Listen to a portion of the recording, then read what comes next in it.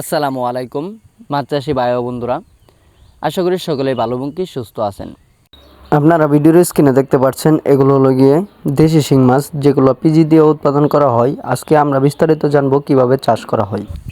তো প্রথমত শিং মাছ চাষের ক্ষেত্রে আপনারা যদি রেনু চাষ করেন এবং কি পোনা চাষ করেন, প্রথমত আমরা রেনুতে চলে যাব। রেনু চাষ করার যে পদ্ধতিটা রয়েছে সেটা হলো গিয়ে শিং মাছের পুকুরে থাকতে হবে কাদামাটি 2 থেকে 3 ইঞ্চি থাকতেই হবে।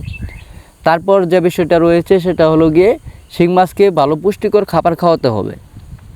তারপর যে বিষয়টা রয়েছে সেটা হলো গিয়ে পুকুরের পানিতে যেন কোনো জীবাণু না থাকে ওই দিকটা লক্ষ্য রাখতে হবে।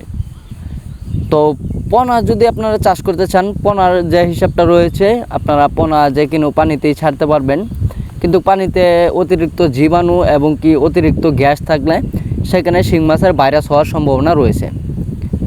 আপনারা যে কোনো রেনু এবং কি পোনার ক্ষেত্রে আপনারা পুকুরে যদি গ্যাস থাকে তাহলে কিন্তু মাছের ভাইরাস এবং কি মাছ মরার সম্ভাবনা 50% এবং কি মাছের শরীরে ঘাও হওয়ার সম্ভাবনাও রয়েছে।